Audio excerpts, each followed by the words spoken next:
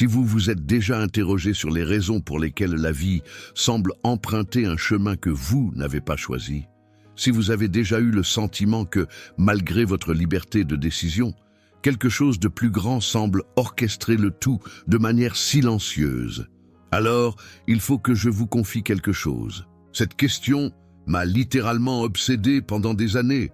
Elle me tenait éveillé la nuit, et c'est dans une lettre d'Albert Einstein que j'ai trouvé non pas une réponse définitive, mais quelque chose qui m'a apporté une paix intérieure bien supérieure à n'importe quelle explication. Je dois vous avouer que pendant longtemps, j'ai hésité à aborder ce sujet, parce que remettre en question le libre arbitre, quand on a été élevé dans la foi, cela peut paraître presque sacrilège. Si Dieu nous a donné la liberté de choisir, qui suis-je pour en douter? Mais le doute était là, tapis dans l'ombre, insistant, et j'ai appris à vivre avec, en faisant semblant qu'il n'existait pas. Jusqu'au jour où les mots d'Einstein m'ont donné la permission d'affronter cette question de front. Depuis l'enfance, on nous a inculqué deux idées qui, quand on y réfléchit attentivement, semblent impossibles à concilier. La première, Dieu a un plan parfait, complet, tracé avant même notre naissance. Chaque personne qui croise notre chemin, chaque difficulté, chaque joie, tout fait partie d'un dessein supérieur que nous sommes incapables de percevoir dans son ensemble. On nous a toujours dit que faire confiance à ce plan, c'est l'essence même de la foi, que lorsqu'un événement malheureux survient, c'est qu'il s'inscrit dans un schéma que nous ne comprenons pas encore. La seconde, nous avons le libre arbitre, la capacité sacrée de choisir entre le bien et le mal, entre suivre le droit chemin ou s'en écarter. Chaque décision nous appartient et nous en sommes responsables devant le jugement dernier, face aux conséquences et aux regrets. Mais si vous mettez ces deux idées ensemble, si vous prenez le temps de réfléchir à ce qu'elles impliquent réellement, il y a quelque chose qui ne colle pas. Si Dieu sait déjà ce qui va se passer, si chaque étape du chemin est déjà tracée, si la fin est écrite avant même le début, alors, que signifie choisir? Quel est l'intérêt de se battre, de prier, de demander conseil, si tout est déjà décidé? Et si, au contraire, nous sommes totalement libres de décider, si chaque pas est véritablement le nôtre, sans script, sans destination prédéfinie, alors, où est le plan de Dieu? Que signifie affirmer qu'il sait ce qui est le mieux pour nous, si nous pouvons nous en écarter à tout instant? Peut-être reconnaissez-vous cette contradiction. Peut-être l'avez-vous portée en vous pendant des années, voire des décennies, sans jamais avoir rencontré quelqu'un qui la formule aussi clairement. Je sais que je l'ai portée, et je sais que le poids d'une question sans réponse peut être plus lourd que n'importe quelle réponse difficile. Vous est-il déjà arrivé de prier pour obtenir une guidance, et lorsque la réponse est venue, de vous demander « Est-ce Dieu qui me guide, ou est-ce moi qui ai pris une décision et qui lui en attribue le mérite ?» Avez-vous déjà perdu un être cher et entendu dire que c'était le plan de Dieu, tout en vous demandant « Mais cette personne a fait des choix, elle a vécu d'une certaine manière, cela aurait pu être différent. » Alors, était-ce le plan ou ses choix? Ces questions ne sont pas un manque de foi, ce sont la foi qui tente de se comprendre. Et cette contradiction devient encore plus aiguë dans les moments les plus douloureux de la vie. Lorsqu'un enfant tombe malade et que vous priez de toutes vos forces, et que le médecin vous dit que tout ira bien, vous remerciez Dieu. Mais si tout ne va pas bien, était-ce le plan de Dieu que votre enfant souffre, ou était-ce les choix, les gènes, le hasard? Lorsque vous perdez quelqu'un trop tôt, et que quelqu'un vous dit avec de bonnes intentions que Dieu avait besoin de lui là-haut, une partie de vous veut y croire, mais une autre partie, celle que vous ne montrez à personne, hurle à l'intérieur. Si Dieu est si puissant, pourquoi n'a-t-il pas choisi de le laisser ici? Si j'ai eu le choix de l'aimer, pourquoi n'ai-je pas eu le choix de le garder? Ce sont des questions qui n'ont pas de réponse facile, et peut-être n'ont-elles aucune réponse, du moins pas du genre qui tient dans une phrase. Et si vous ressentez un malaise en y pensant, sachez que c'est précisément ce malaise qui prouve que vous prenez la foi au sérieux. Ceux qui ne s'en soucient pas ne se posent pas de questions. Ceux qui n'aiment pas Dieu ne remettent pas ses voies en question. Le simple fait que vous soyez ici à écouter cela en dit long sur la profondeur de ce que vous portez en vous. Albert Einstein n'était ni prêtre ni théologien. Il ne fréquentait pas les églises et ne priait pas à genoux. Mais cette même question qui vous tourmente peut-être en silence, a poursuivi Einstein toute sa vie. Et il a fait quelque chose que peu d'entre nous ont le courage de faire. Il a affronté le problème de front, sans craindre les conséquences. Dans sa jeunesse, alors qu'il avait une vingtaine d'années, Einstein a découvert un philosophe allemand du nom d'Arthur Schopenhauer. Schopenhauer était réputé pour être un penseur sombre, quelqu'un qui regardait l'existence humaine avec une honnêteté dérangeante. Beaucoup l'évitaient, mais Einstein s'est senti attiré justement par cela. Parce que Schopenhauer n'offrait pas de consolation vide. Il offrait des vérités inconfortables qui, d'une certaine manière, apportaient un soulagement. Et dans les écrits de Schopenhauer, Albert Einstein a trouvé une phrase qui, selon ses propres dires, l'a accompagné toute sa vie, dans chaque décision, dans chaque moment de doute, à chaque croisée des chemins. Une seule phrase qui a changé à jamais sa façon de voir les actions humaines. La phrase était la suivante: l'homme peut faire ce qu'il veut, mais il ne peut pas vouloir ce qu'il veut. Lorsque j'ai lu cela pour la première fois, j'ai dû m'arrêter, relire et relire encore, parce que la phrase semble simple, mais elle recèle quelque chose qui change tout quand on la comprend vraiment. Réfléchissez avec moi. À l'instant même, vous écoutez ces mots, vous pouvez décider d'arrêter, vous pouvez décider de continuer. Cette décision semble vous appartenir entièrement. Et d'une certaine manière, c'est le cas. Mais l'envie de continuer à écouter ou l'envie d'arrêter, d'où vient-elle? Avez-vous choisi de ressentir de la curiosité? Avez-vous décidé que ce sujet vous intéresserait? Ou la curiosité est-elle simplement apparue? Comme apparaît la faim, comme apparaît le sommeil, comme apparaît le manque de quelqu'un qui est parti? Schopenhauer affirmait quelque chose de perturbant. Nous avons la liberté d'action. Oui, nous pouvons agir selon nos volontés. Mais les volontés elles-mêmes, les désirs, les impulsions, les penchants, ceux-là, nous ne les choisissons pas. Ils nous parviennent d'un endroit que nous ne contrôlons pas, d'une source que nous ne percevons pas. Pensez à une décision importante que vous avez prise dans votre vie. Épouser telle personne, déménager, accepter ou refuser un emploi. Sur le moment, cela semblait être un choix conscient, rationnel. Mais si vous regardez avec honnêteté, les sentiments qui vous ont conduit à cette décision, l'attirance, la peur, l'espoir, l'intuition, les avez-vous choisis? Ou étaient-ils simplement là, vous guidant comme un courant invisible? Albert Einstein a lu Schopenhauer et a senti une porte s'ouvrir. Non pas une porte vers le désespoir, comme beaucoup le penseraient, mais une porte vers la compassion. Et c'est quelque chose que je n'attendais pas lorsque j'ai commencé à faire des recherches sur le sujet. Parce que ce qu'Einstein a perçu en lisant Schopenhauer, c'est que si nos volontés ne viennent pas de nous-mêmes, si les désirs et les impulsions qui nous animent ne sont pas fabriqués par notre raison, alors peut-être qu'il est vain de juger autant, ni nous-mêmes, ni les autres. Cette personne qui vous a blessé, peut-être ne pouvait-elle pas agir autrement, non pas parce qu'elle était mauvaise, mais parce que les forces qui la guidaient étaient plus grandes que ce que sa conscience pouvait gérer. Cette décision que vous regrettez tant, peut-être avec les informations et les émotions que vous aviez à ce moment précis de votre vie, avec la fatigue qui vous accablait, avec la douleur que vous portiez, avec la peur que vous n'osiez pas admettre, c'était la seule possible, pas la meilleure, non, pas l'idéal, mais la seule qui était à votre portée à cet instant précis. Albert Einstein a dit que cette compréhension l'empêchait de se prendre trop au sérieux ou de prendre les autres trop au sérieux. Cela lui apportait une certaine légèreté, un humour tranquille face aux actions humaines. Pas du cynisme, non, pas de l'indifférence, mais de la compréhension, une empathie profonde.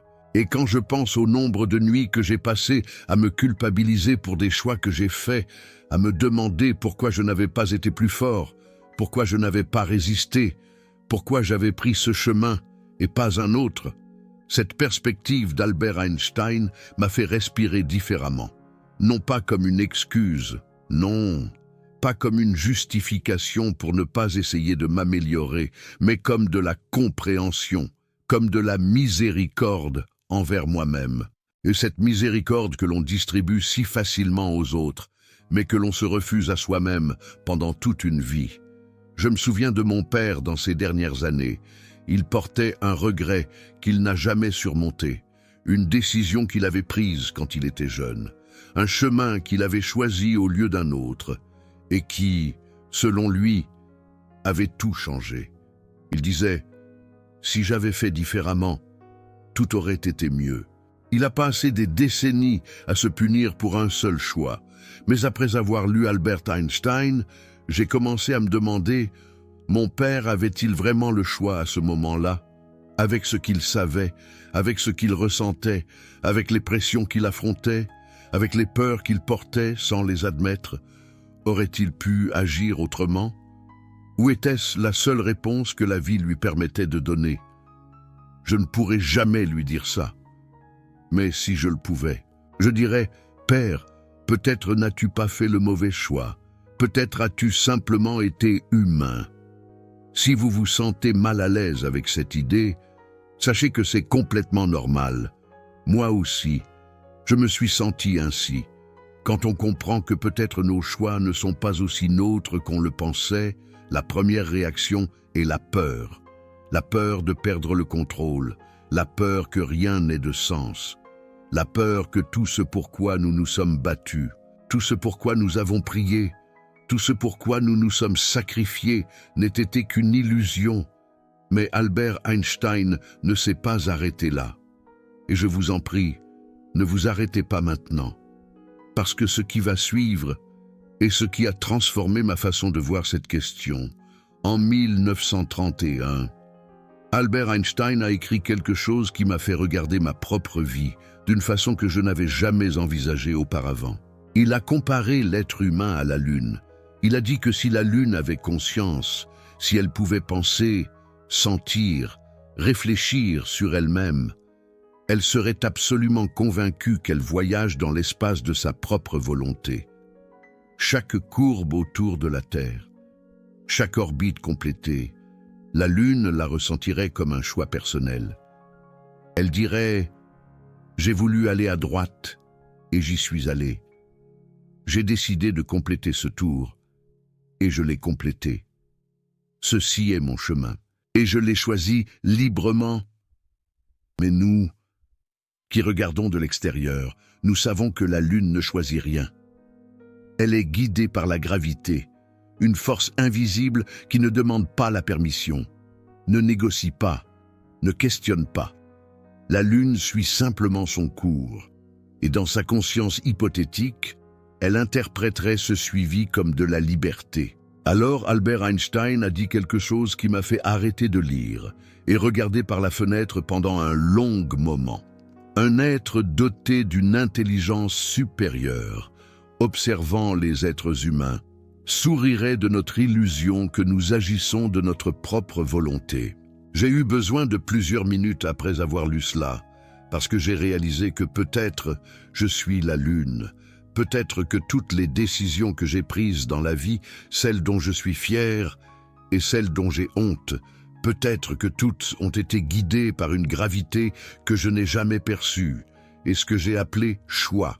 Peut-être que ce n'était que l'histoire que je me suis racontée pour donner un sens au chemin. Pensez à votre propre vie un instant. Regardez en arrière.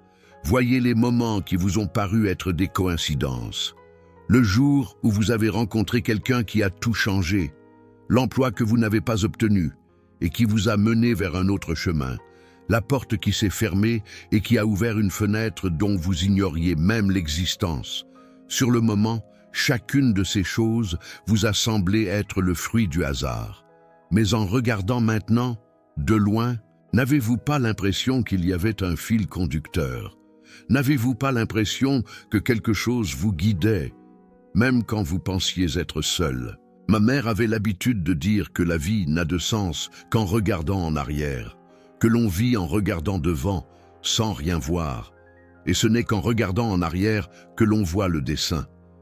Et si le dessein existait déjà avant que nous ne le regardions, alors, qui l'a fait? Était-ce le hasard? Ou était-ce quelque chose d'autre? Et si vous dites que c'était Dieu, alors que reste-t-il du libre arbitre? Et si vous dites que c'était vous, alors pourquoi tant de fois vous ne compreniez pas où vous alliez? Je n'ai pas cette réponse, mais Albert Einstein s'est approché de quelque chose qui m'a aidé à arrêter d'en avoir besoin. Si vous pensez que c'est effrayant, je comprends.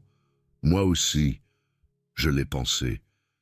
Mais attendez, parce que ce qui vient maintenant va peut-être changer la façon dont vous percevez cette question pour toujours. Parce qu'ici se pose une question que peu pose. Si nous n'avons pas de libre arbitre, si tout est déjà déterminé par des forces supérieures à nous, alors, cette force, ce quelque chose qui guide tout, qui meut chaque pièce, qui dirige chaque pas, n'est-ce pas exactement ce que nous appelons Dieu? Pensez-y un instant. Albert Einstein n'utilisait pas le mot Dieu de la façon dont nous l'avons appris au catéchisme. Il ne priait pas un être qui exauce les demandes ou punit les péchés. Mais il croyait, profondément, en ce qu'il appelait le Dieu de Spinoza. Un Dieu qui n'est pas une personne assise sur un trône, mais l'harmonie totale de l'univers, les lois qui gouvernent tout, de l'orbite des planètes au battement de votre cœur, de la formation des étoiles au moment exact où vous êtes né. Et si la Lune est guidée par la gravité et que nous sommes guidés par quelque chose que nous ne voyons pas, peut-être que la différence entre appeler cela le destin, le déterminisme ou le dessein divin n'est qu'une question de langage. Peut-être avez-vous passé toute votre vie à penser que le libre arbitre et le dessein divin sont opposés, que si l'un existe, l'autre ne peut pas exister. Moi aussi, j'ai pensé ainsi. Pendant des décennies, j'ai vécu sur cette corde raide, en essayant d'équilibrer deux vérités qui semblaient s'exclure mutuellement. Mais Albert Einstein m'a montré que peut-être les deux choses sont la même, vues sous des angles différents. Oui, avec des noms différents. Oui, mais la même réalité profonde que personne d'entre nous ne parvient à voir entièrement. La gravité qui meut la Lune est la même force qui la maintient en sécurité. Ce n'est pas une prison, c'est une étreinte. Et s'il existe une force qui guide nos vies, peut-être n'est-ce pas une chaîne qui nous retient, mais un fleuve qui nous emporte. Et faire confiance à ce fleuve, c'est peut-être ce que la foi signifie réellement. Ce n'est pas croire que tout va bien se passer. C'est croire que tout fait partie de quelque chose, même quand ça ne le semble pas, même quand ça fait mal, même quand le fleuve nous emporte sur des chemins que nous n'aurions jamais choisis. Si on nous avait demandé notre avis, Albert Einstein disait que la chose la plus incompréhensible à propos de l'univers, c'est qu'il soit compréhensible, qu'il existe un ordre, que les lois fonctionnent, que les mathématiques, une invention de l'esprit humain, parviennent à décrire la danse des galaxies. Ça, pour lui, c'était le vrai miracle. Pas un Dieu qui intervient, mais un univers qui fonctionne, qui a une logique, qui a une harmonie. Et au sein de cette harmonie, chacun de nous a une place. Mais voici maintenant la partie que je considère comme la plus importante de tout ce que je vais partager aujourd'hui. La partie qui m'a apporté plus de réconfort que n'importe quel livre, n'importe quel sermon, n'importe quelle explication théologique que j'ai jamais entendue en plus de 60 ans de vie. Albert Einstein a écrit à une occasion des mots que je porte avec moi depuis le jour où je les ai lus. Des mots qui, à chaque fois que je les relis, me font ressentir quelque chose de différent, comme une musique qui révèle une nouvelle couche à chaque fois que vous l'écoutez. Tout est déterminé, le commencement et la fin, par des forces sur lesquelles nous n'avons aucun contrôle. Êtres humains, végétaux ou poussière cosmique, tous, nous dansons au son d'une mélodie invisible, jouée à distance, par un musicien mystérieux.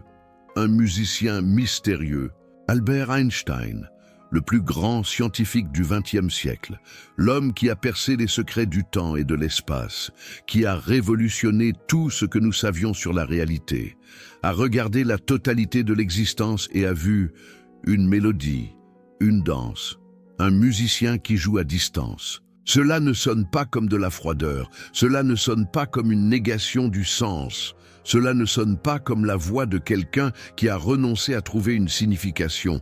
Cela sonne comme de l'admiration, comme de la révérence, comme quelqu'un qui a regardé le fonctionnement entier de l'univers. Et au lieu de voir le chaos, au lieu de voir le hasard, au lieu de voir le néant que tant craignent, a vu de la musique. Et quand je lis ces mots, je pense à ma grand-mère, Jeanne.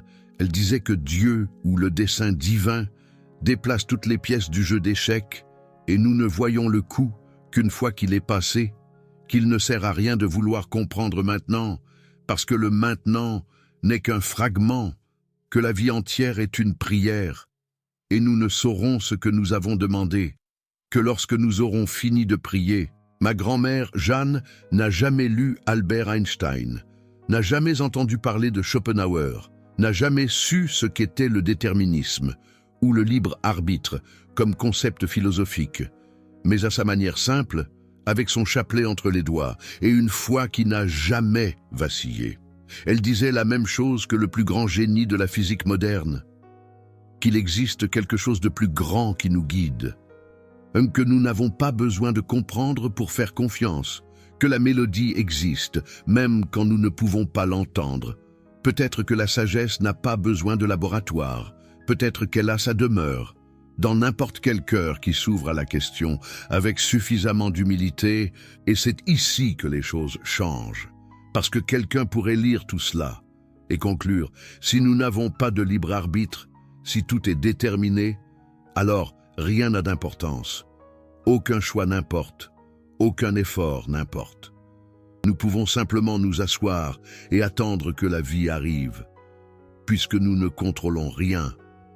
Mais Albert Einstein ne pensait pas ainsi. Absolument pas. Et c'est cette partie que j'aimerais voir gravée dans votre cœur. Il a écrit quelque chose qui est, à mon avis, la phrase la plus humaine et la plus belle qui soit jamais sortie de l'esprit d'un scientifique. Je suis déterministe. Je ne crois pas au libre arbitre.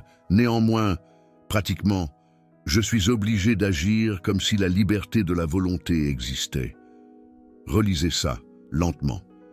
Laissez chaque mot trouver sa place.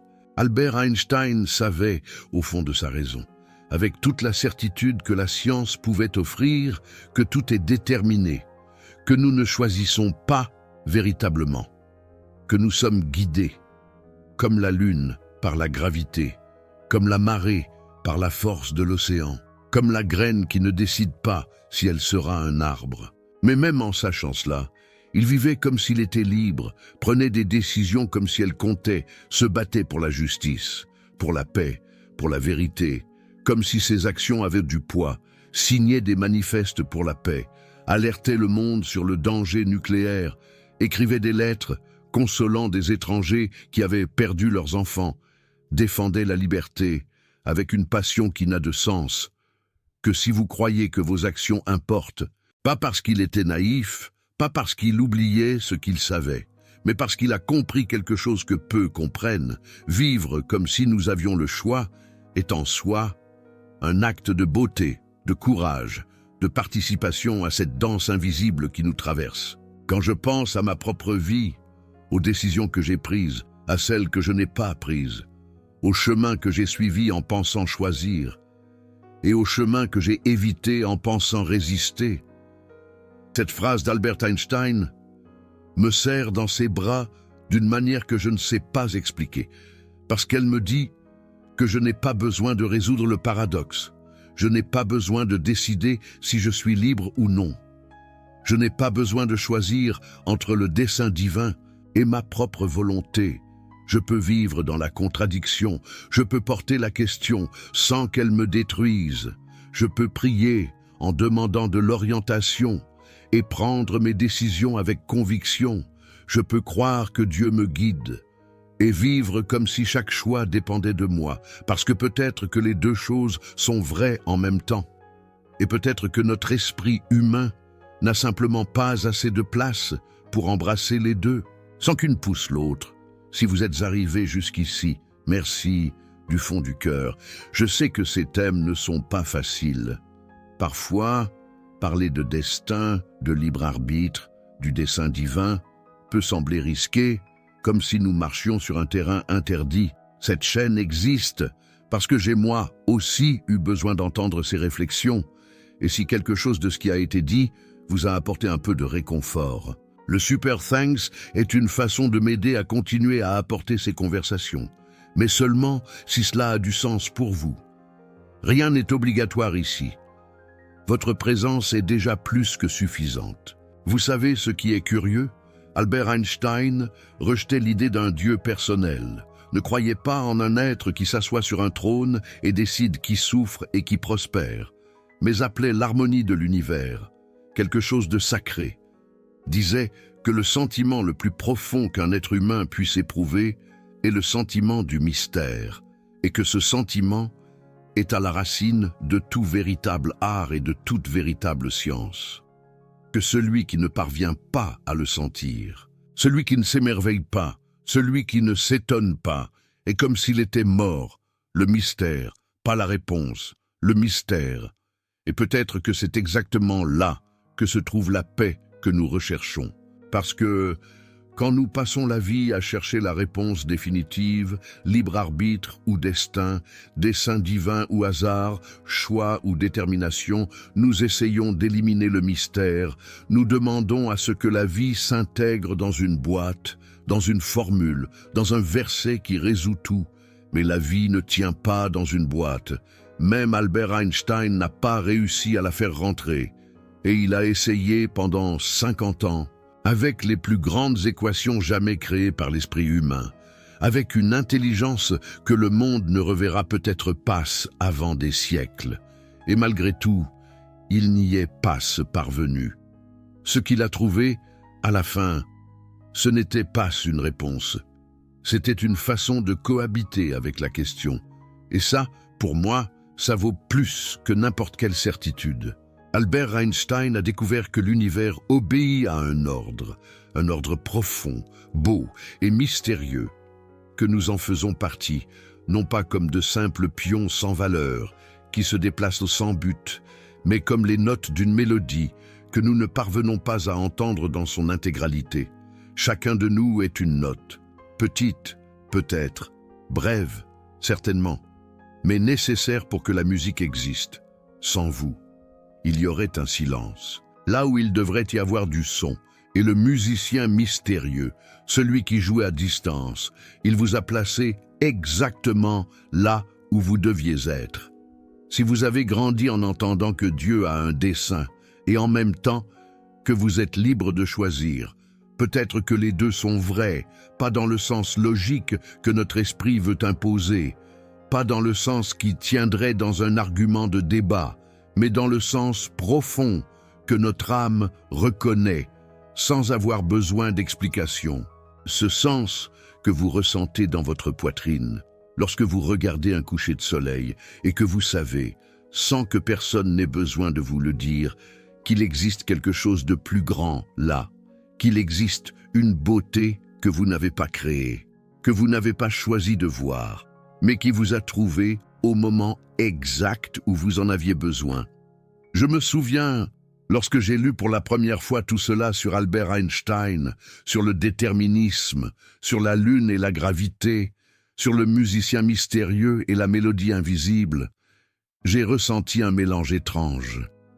Une partie de moi a eu peur, une partie de moi a été soulagée, Et une petite partie, là, au fond, dans un endroit que j'ai du mal à atteindre avec des mots, a ressenti quelque chose que je ne peux décrire que comme de la reconnaissance, comme si je le savais déjà, d'une certaine manière, toute ma vie, et que j'avais seulement besoin que quelqu'un le dise à voix haute. Si vous avez ressenti quelque chose de similaire maintenant, je ne suis pas surpris, parce que cette question sur le destin et la liberté n'est pas nouvelle. Elle n'est pas née avec Albert Einstein ni avec Schopenhauer. Elle est aussi ancienne que l'humanité. Chaque génération la porte. Chaque personne a un moment de sa vie regarde le ciel et se demande « Ai-je choisi d'être ici ou y ai-je été placé ?» Et cela fait partie de l'être humain, c'est peut-être la question la plus humaine qui existe. Des saints qui ont douté. Mère Teresa a passé des années dans un silence spirituel, sans ressentir la présence de Dieu, et pourtant, elle a continué à servir. Saint Thomas a eu besoin de toucher les plaies pour croire. La foi n'a jamais été l'absence de doute. La foi a toujours été la décision de continuer à avancer malgré le doute. Et peut-être que le libre arbitre se trouve exactement là. Pas dans la capacité de changer le destin, mais dans la capacité de choisir comment nous marchons à l'intérieur de celui-ci, avec amertume ou avec grâce, avec peur ou avec espoir, avec le poing fermé ou avec la main ouverte. Et Albert Einstein, avec toute sa génialité, avec toutes les équations et théories qui ont changé le monde, avec un esprit qui a dévoilé les secrets du temps, de l'espace, de la lumière et de la matière, est arrivé à la même conclusion que ma grand-mère, avec son chapelet à la main, arrivait tous les soirs avant de dormir. Nous ne savons pas, nous n'allons pas savoir, et peut-être tout va bien. Peut-être que la paix ne réside pas dans le fait de découvrir si nous sommes libres ou guidés. Peut-être qu'elle réside dans le fait de réaliser que, quoi que nous soyons, nous nous appartenons à quelque chose de plus grand, à quelque chose de mystérieux, à quelque chose qu'Albert Einstein a appelé la mélodie invisible, et que ma grand-mère appelait simplement Dieu. Et dans cette appartenance, dans cette connexion silencieuse avec tout ce qui existe, avec chaque étoile qui brille, et chaque personne que nous avons aimée et perdue, et rencontrée, et que nous perdrons à nouveau. Peut-être que se trouve toute la liberté dont nous avons réellement besoin. Vous pouvez porter vos questions et votre foi en même temps. Vous pouvez douter du destin et lui faire confiance. Vous pouvez remettre en question le dessein divin et continuer à avancer. Albert Einstein a fait exactement cela. Il ne croyait pas au libre arbitre, mais vivait comme s'il y croyait. Il ne croyait pas en un Dieu personnel, mais appelait l'univers sacré. Et il a trouvé la paix. Non pas la paix de celui qui a toutes les réponses, mais la paix de celui qui a appris à vivre avec les questions. Et peut-être que la plus grande leçon n'est pas de savoir qui a raison, si la théologie ou la physique, si la foi ou la science, si le prêtre ou le scientifique. Peut-être que la plus grande leçon est que nous pouvons vivre dans la question sans avoir besoin de la réponse. Que la question en elle-même est une forme de prière, une forme de recherche, une forme d'être vivant, d'être présent, de participer à cette mélodie mystérieuse qui nous traverse et qui, au fond, est peut-être la seule chose qui nous appartient réellement. Vous aussi, vous vous êtes déjà posé cette question? Si votre vie suit un plan, ou si chaque pas est réellement le vôtre? Racontez-moi ça dans les commentaires, parce que ce sont des questions que l'on porte seul pendant trop longtemps. Et quand on les partage avec quelqu'un, elles ne deviennent pas plus petites, mais elles deviennent plus légères. Si vous avez une perspective différente, je veux l'entendre. Si vous avez déjà trouvé votre propre façon de vivre avec ce mystère, racontez-moi ça, parce que je suis encore en train de chercher, et j'apprends toujours plus quand j'écoute que quand je parle.